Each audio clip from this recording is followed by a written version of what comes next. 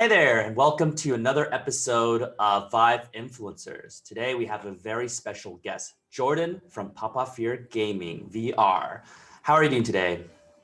I'm doing excellent. How are you doing? Not too bad myself, and now that I'm talking to you, it's going amazing. Oh, blessed. Thank you. Yeah. So why don't you tell me about yourself and your channel? Yeah, so my name is Jordan, and I run a channel called PapaFearGaming. And PapaFearGaming is a virtual reality based gaming channel where I combine filmmaking and virtual reality together and make fun little videos based around a lot of like trending games currently. Um, but yeah. Cool. When did you start the channel? I started PapaFearGaming back in July of 2019. So the channel is still pretty young, but Okay. yeah. Did you have channels before that? I did, yes. Actually, I was meaning to bring this up. So PapaFearGaming is actually not my first rodeo. I actually started my very first YouTube channel back in 2010. And I actually managed to get that channel up to 1 million subscribers, Wow. and it was pretty awesome. Totally changed my life. And near the end of 2017, a lot of personal things have been coming up in my life, and I actually chose to take a step back from that channel and basically just try and deal with the things that I was going through back then. And the channel basically died.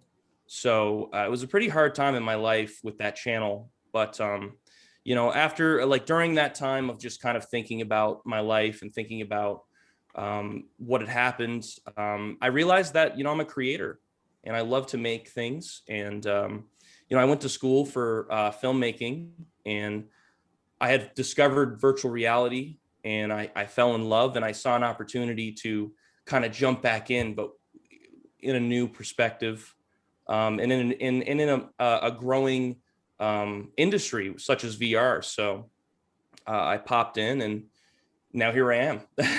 So Was it easier to create a brand new channel with new content as opposed to just adding new content to an existing channel with already a lot of subscribers?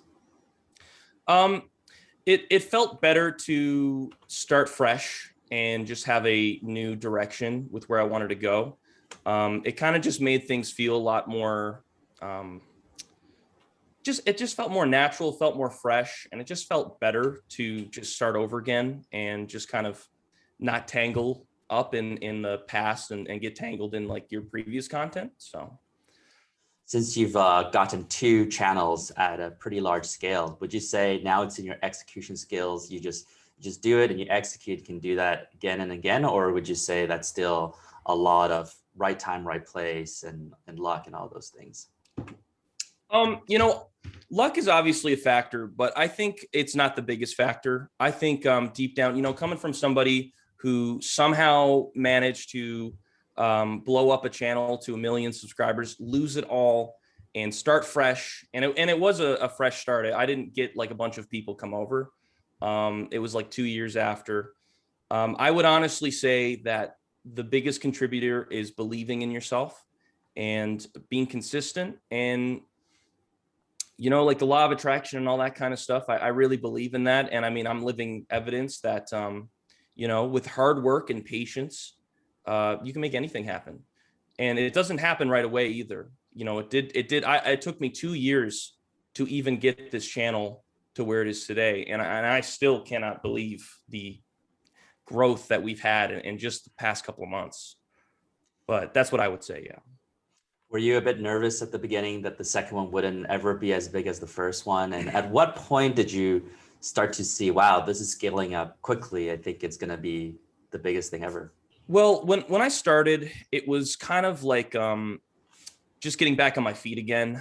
I think that I realized it was a long road ahead to compare a new channel to like a million again. Um, but I just deep down, I just really kind of found something that meant more to me than blowing up and getting subscribers and views. It was creating. I I'm actually I live on an island here, east coast of Canada, and we don't got a whole lot going on over here. And especially with the light of recent events in recent years, it kind of really put me in a place to think creatively and also make me look more within myself. And I've just realized I truly am somebody who likes to create.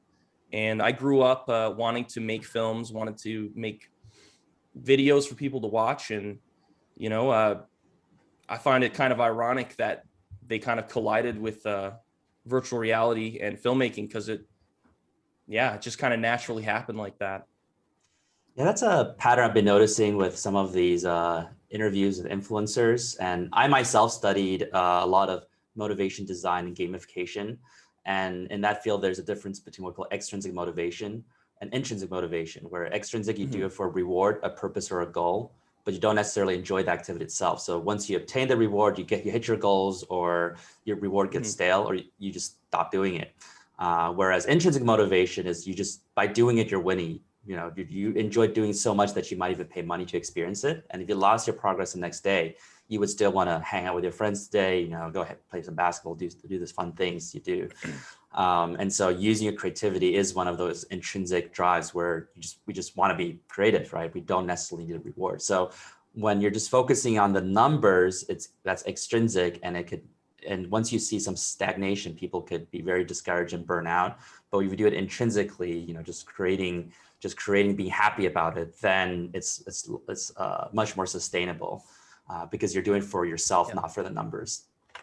Totally. Yeah. I think people these days get really caught up in numbers, you know, and I mean, at the end of the day, that's all it really is. Right. And it's all about how you look at what you want in life and where you want to be. And like, I think success is really in the eye of the beholder. I think success means something different for everybody. But yeah, I definitely agree. I think that finding something within yourself, like that burning desire that no one else can give you, you have to allow yourself to feel it and experience it. I think that is truly the way to be, to achieve your dreams and goals in life. Yeah, and from my viewpoint, I think success is if every day you can do what you love doing and sustain that, then that's successful. Like sometimes some people love playing video games, but then they don't have a job and they don't have food to eat. That can't be sustained, and that's not successful. But if you're doing what you love every day and you can sustain that, and I think that you can do that for every day of your life, I think that's quite successful. I agree. I definitely agree with that. Well, why did you name your channel PapaFear? That's a good question. Obviously paying homage for my past YouTube experience. And that previous channel was called PapaFear Razor. And I made PapaFearGaming. It was just kind of like a nice extension, just coming back. But the actual name originated from my Xbox gamer tag back in the good Xbox 360 days. I basically made a gamer tag called the Fear Razor. And I just wanted to make a YouTube channel where I would just, I don't know, play FPS games and act edgy and cool. When I was like, I made that channel when I was like 16, I think. So, but I kind of took the name and I just started running with it. Right. It was kind of, if I'm being honest with you, I was very embarrassed by that name for years. And it was actually a struggle to keep it going, simply because I was like, I really, really don't like this name, but people think it's cool. So I'm just going to attach my, my creative process to it and just go with it. And then the weirdest thing was that it had no value to me growing up, but it became such a valuable name as the channel grew. And it was a really interesting thing to have so much regret with a username and yet so many people approached me with so much love and support and thought it was awesome. But anyways, I later changed it to PapaFear Razor, and then here I am with PapaFearGaming. Why did you want to add the Papa in front? Now, do you feel like you want to feel more elderly, more counseling, or I feel pretty old these days. I've been on YouTube since like 2006, and I made that channel in 2010. Wow. Now it's 2021. So I and starting another channel, it's like, yeah, let's just like, I feel like an old man. on YouTube. So I think the name kind of is gonna, it'll age well with me, I'm hoping. Yeah, well, that's the thing with the brand. It builds over time and it stands out, right? PapaFear, because fear is a little scary, shivering, but Papa feels warm. So it's a bit of that contradictory dynamic that makes people think, oh, interesting, right? And so when our brain thinks something's different, then it's memorable. And so they remember you, and then you have good content. Over time, that brand name grows. So I think it works perfectly for you. It's a bit of an oxymoron, and that's what I find kind of funny about it, because you hear it and you think I'm like some kind of scary guy, but all my videos are basically comedy based and just fun times. So it's just funny how it worked out. I'll throw out something embarrassing for gaming tags. When I was in middle school, I had the gaming tag Wonder Trash. And I had the same idea of an oxymoron, like a great, I was into all these names, something amazing and then something bad, like amazing, something bad, like Wonder Trash. And, but I did not end up using that for my whole career. So I wonder what it would be like if I end up doing that. Cool. You never know. You could have been the next PewDiePie. We'll see. Well, I guess we'll never find out at this point. So what did you want to do when you were growing up? Oh gosh, I wanted to do a lot of things. I wanted to be a doctor, wanted to be an astronaut, all these very, typical things. I actually ended up going into university for political science. Mm-hmm. Now this is kind of weird. I know me going into politics. I basically, I graduated high school and I just immediately jumped into university, and I had no idea who I was as a person. I had no idea what I wanted in life. And I spent a couple of years just kind of doing something I didn't really feel was me. Even though I found it interesting to study that stuff, it didn't really feel like something I wanted to be a part of. And a couple of years into university, I switched gears and I went to film school. And that felt more appropriate because I also did want to make films. And I feel like that drive grew as I grew on YouTube throughout those years. So I can't say I saw it coming, but here I am now, back at it again and making films in VR, what it seems. And it's been an incredible journey. I actually have a little team of actors. They're really great guys. We hop in VR and we direct scenes and talk about the content and what we're going to do, and we just have fun and we love doing it. So yeah, from my own experience, people who are studying political science, my friends, it wasn't necessarily, I don't know about you, but for them, it was not necessarily about being interested in politics, but it was more of the generic social sciences major that had a more direct path to something, like going to law school one day, or go into politics, as opposed to, literature that, hey, not really sure where that would go. So definitely, yeah. Yeah, I studied economics myself, which was kind of, the social science plus a bit of that mathematics, stuff combined.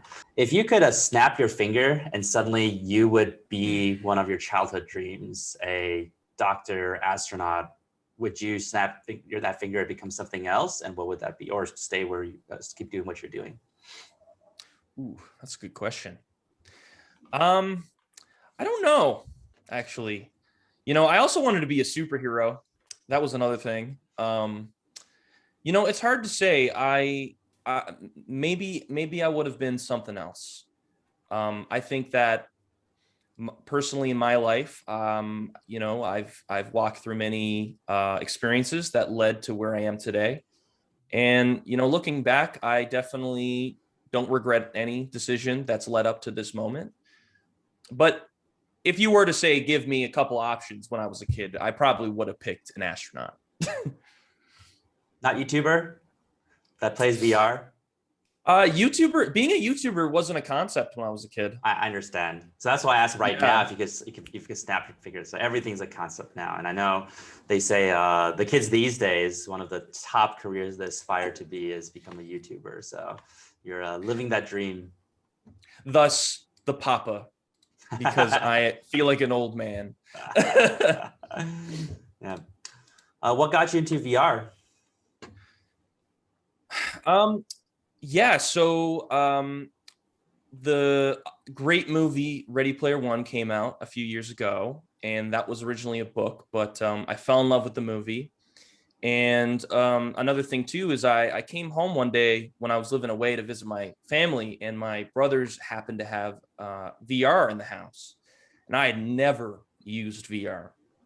So experiencing that with my family was awesome, and it was kind of like it felt like a fever dream to actually say this is real. This is a thing that we can experience right now, and just the way it makes you feel. You're not just sat in front of a screen playing on a controller. You are in there. That blew my mind, and I honestly fell in love ever since. Were you already doing gaming content at the time, and you feel like that this could really make good content, or completely separate? During this time, it was kind of when I had taken a step back from my previous channel, and I was just trying to find myself again. Mm-hmm. And in my previous channel, I did do a lot of gaming content. I did animations, gaming content, and stuff like that.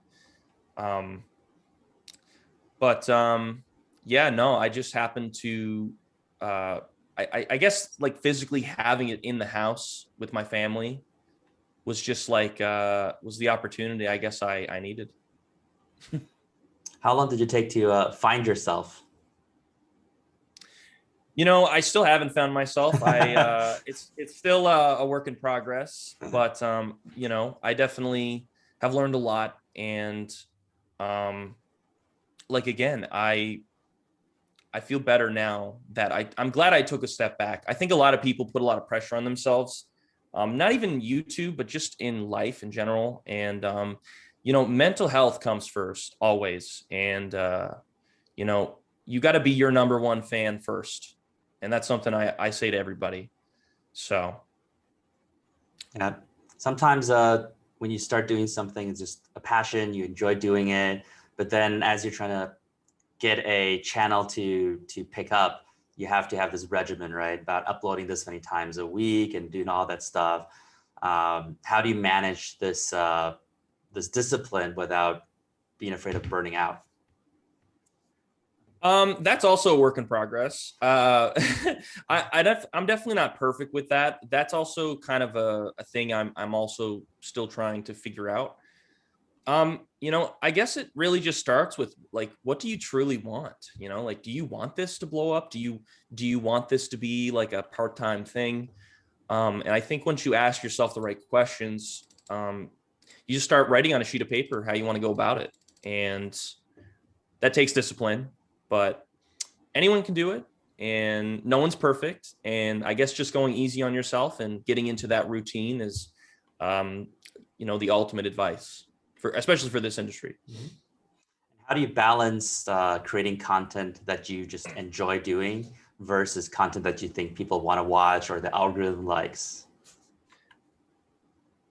Over the years, it's been interesting. I've something I've never really felt like I run on low supply with is creativity. I try not to force it out of me. I'm just naturally always thinking about stuff, and it's definitely a little complicated. Trying to understand the world we live in, trying to understand the audience, trying to understand, like YouTube, for example, or these algorithms. It takes a little bit of research and understanding, but once you know what you're doing, or at least you have a vague idea, I think from there it's really just about experimenting. I think it's about taking some risks and risk management, but doing it in a way that you enjoy, because that's like something that leads to burnout when you're not doing something you want to do. You're just doing it for a potential, trend that might take off, and you're not doing it in a way you want to do it. So it's definitely a combination of a few things.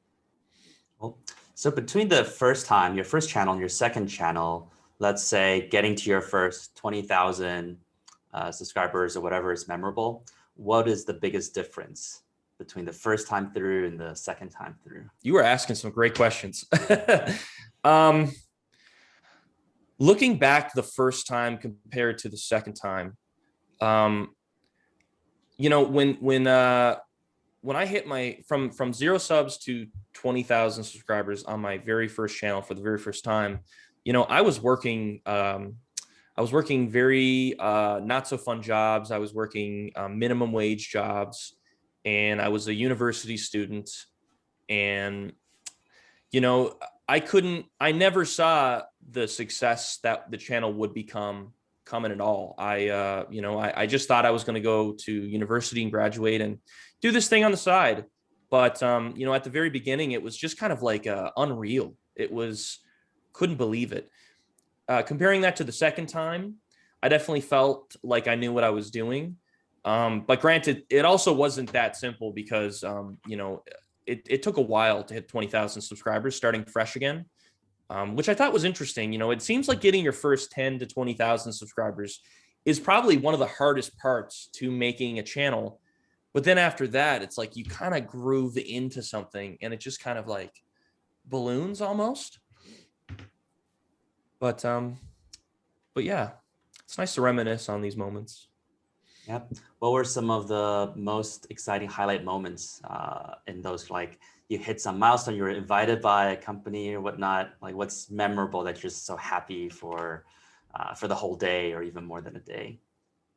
From the previous channel or now or? Yes, both. Example from both if you have, yeah. It was really exciting at like the peak of my previous channel's success. You know, I was going to conventions and stuff, and I was meeting a lot of friends and meeting a lot of fans, and that was a really strange concept for me. You know, I live in a place that's only got 500,000 people in total, like on this whole island, and you know, just kind of being around so many people who love what you do. Coming from a place where nobody even knows who you are, you know what I mean? It's fascinating, and I think that I'll always cherish those moments. I'll always cherish those memories, and meeting all those fans and meeting all of my friends from the past was definitely a highlight for sure. Is that the example for both channels, since you specifically asked which channel? Right. Sorry. Yeah, I got lost in that. So with the new channel, it's still very new. You know, as you know, we've been all kind of stuck in one spot for a little over a year now. So I haven't been able to go to any conventions, but you know, something that's very exciting for me now, talking about the new channel, are the people I've met in virtual reality. I've met a lot of people, a lot of talented people, a lot of, you know, I've met a lot of people who don't think they're as talented or as, you know, amazing as they really are. And, you know, connecting with people on such a personal level in virtual reality is so strange and so amazing and fascinating. And I've met a lot of people in virtual reality, and I've made a lot of friends. And going back to what I was saying earlier, now with this channel, I've got like a crew. I've got a group of people who act in my videos, and we kind of have this whole like film making kind of just having fun collaboration going on. And now I'm creating new memories with them, and it's awesome. It's really awesome. You mentioned the growth you've had recently, and you know, I looked at your channel, and you know, I look at your top, top viewed videos, highest traffic, and it seems like almost all of them are from your past 2 to 3 months, which obviously means that you've been on a roll in the past 2 to 3 months. You know, can you explain what happened there? Why the sudden uptick of all your content being so popular?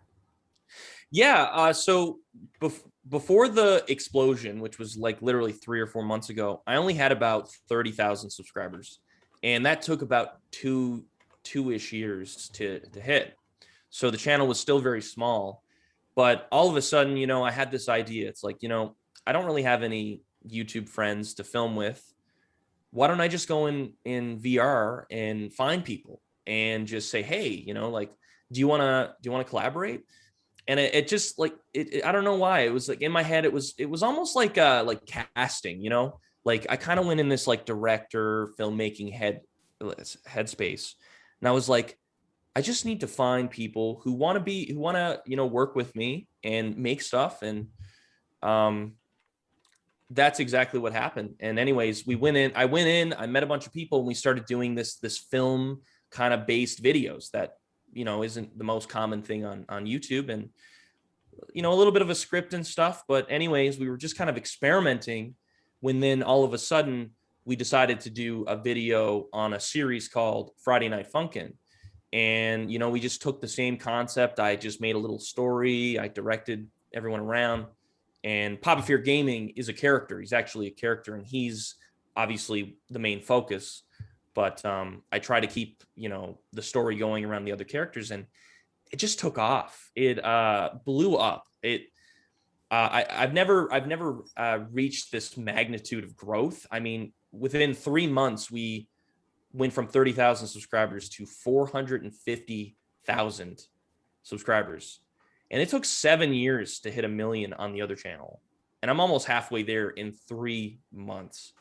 So maybe that was a little bit of luck, but it's been incredible. And again, I wouldn't be where I am without the actors and the people who've supported me, and the people who've been with me on this journey. And do you also think it's related to how VR might be blowing up more and more and more people are interested in it, or that probably isn't what's explaining what's going on also? I think, you know, when I hopped into PapaFearGaming, I really, really believe, and still believe, that virtual reality is still something that not a lot of people have been exposed to yet. And I think there is a fascination there. I think I had a bit of a cutting edge with my content, because I don't think a lot of people have experienced virtual reality. And I think it helped me stand out on YouTube, because, you know, there's millions of YouTubers out there. But I definitely think that virtual reality is a very intriguing concept that, again, not many people have experienced yet. And I definitely think that kind of helped gravitate people towards the content. Right. How do you deal with negative comments from trolls? And as you know, YouTube is like the anonymous comments, and sometimes it brings out the worst out of people. So I assume, especially the early days when you first started doing YouTube stuff, right? You know, Yeah. how did you deal with that? How do you cope with it? And then I'm sure now you have a better system to deal with it. You know, as I grew older, I matured a lot, and I kind of really looked within myself and used to kind of apply that to other people. Like, you know, for the people who leave hate comments, I mean, people who do that must be hurting on the inside, you know? And I think there's a lot of pain out there. And, you know, back in the day, I used to take it personally. And something that has really helped me these days is not taking comments personally anymore. You know, like every person who is out there leaving hate comments, for whatever reason that they're justified doing it, you know, it's just a reflection of how they feel inside. And I think a lot of people have a lot of work to do on themselves, including me. I'm still learning about myself every day. And I guess with that maturity and that realization, I just stopped caring. You know, like I still get plenty of hate comments, and I feel nothing from them. I just kind of say, okay, well, you know, just doesn't affect me anymore. And I think that's just a good thing to have for anybody on the internet. Growing and maturity. I mean, and easier said than done, right? Most people say, yeah, don't take it personally. Don't take it personally. 100%. Yeah. But 100%. after seeing 1,000 positive comments and you see one really bad negative comment, you still have to, a lot of people are still like, it's like, why do I even do this stuff? You know what? Again, it goes back. Be your number one fan, and be confident in yourself to the point that negative comments cannot hurt you anymore. You got to believe in yourself. It's like that Game of Thrones comment. If you watch Game of Thrones, wear like an armor. Yeah. So no one can hit you with it. Yes. Yes. Excellent. Yeah. What's something you are proud of in your life that isn't obvious to others? Oh,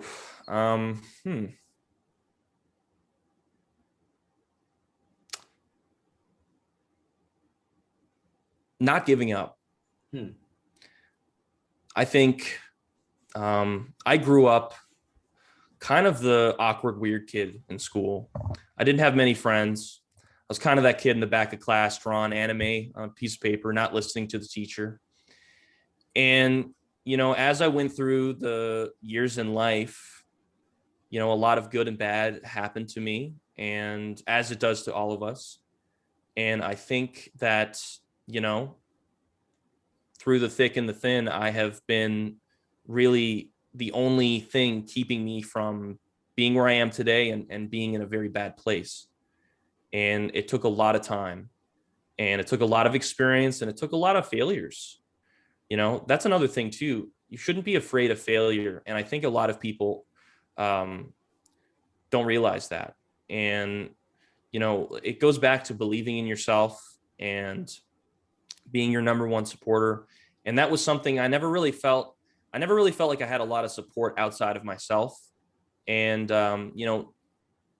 I just think that was like this burning desire, this fire within that I somehow kept going, even in my darkest days. And I don't think many people know that. So that's definitely something.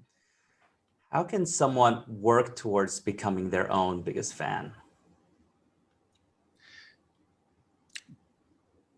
Well, it's very difficult to overcome personal challenges, but at the end of the day, I think it takes time, it takes patience, loving yourself, forgiving yourself.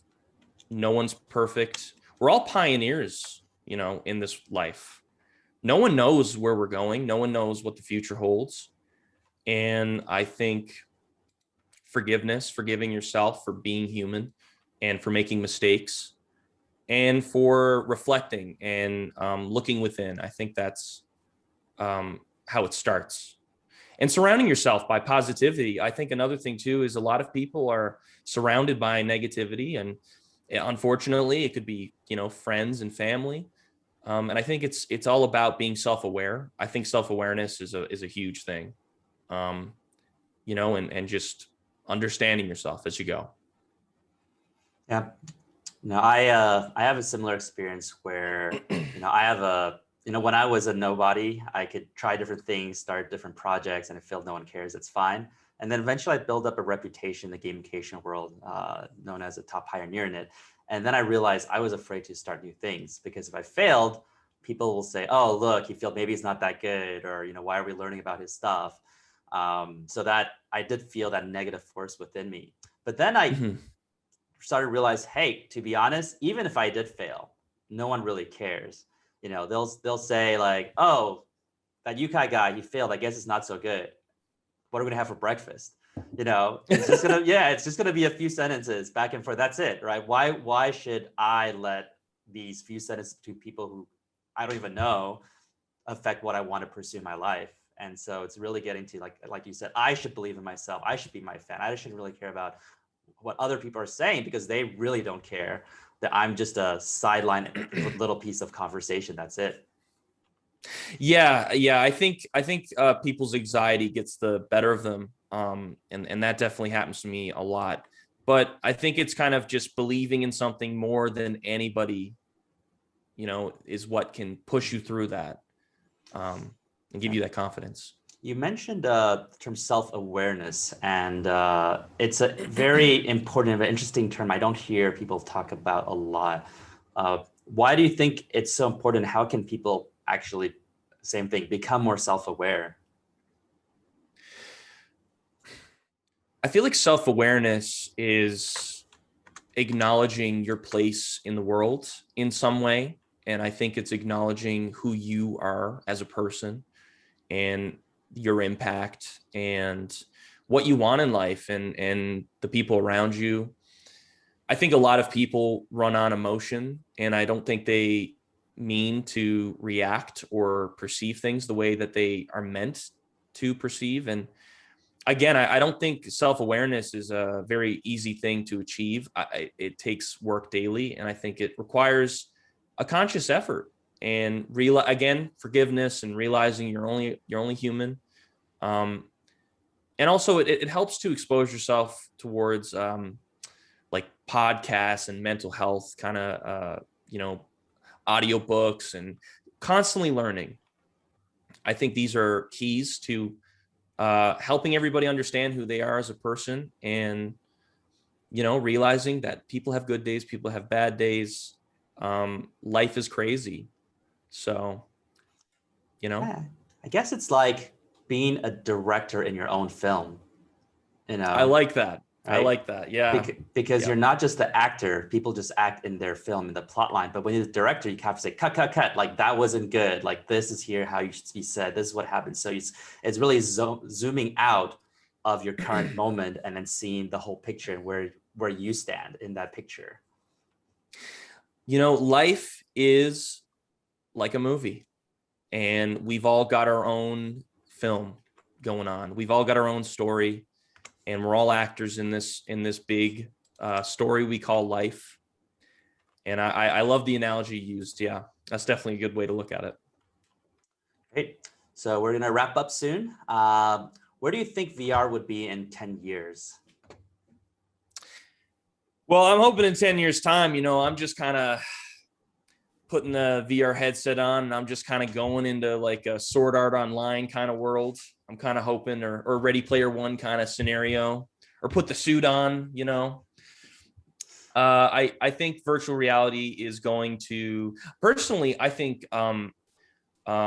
engaging with people in VR is going to be more sustainable. I know that it is happening now. We've got a lot of VR games that you can play multiplayer, but I think it's going to get to a time where like it's just so well done, just like hopping into a big popular multiplayer online video game. I think you just hop in VR and you're just in this amazing world full of possibilities. I mean, just the fact that virtual reality markets are a thing. I mean, you can go in VR and buy stuff, which is kind of strange, but amazing. And it's just kind of like just a small tip of the iceberg for what the future holds for VR. So I think VR is going to be in a very amazing place in 10 years from now. If you could choose the future of Ready Player One, which is that kind of VR world, versus Swords Art Online without the evil scenes, which one would you choose? Right. Well, I think that Ready Player One was definitely very, very inspiring. I definitely don't think I'd want to live in those big junkyard areas from the film, but if we could all live happy and comfy in our houses and stuff like that, and not have a lot of evil going on in the virtual world, I think I'd pick the Ready Player One let's world. just say this is the technology that's available. Yeah. And definitely not getting trapped in VR either, because I think that's also a scary thought. And dying isn't permanent also. Yes. Definitely. Yeah. Okay, great. You mentioned that podcasts and obviously we talk about YouTube channels. What are some or one other channel or podcast that you recommend people go check out?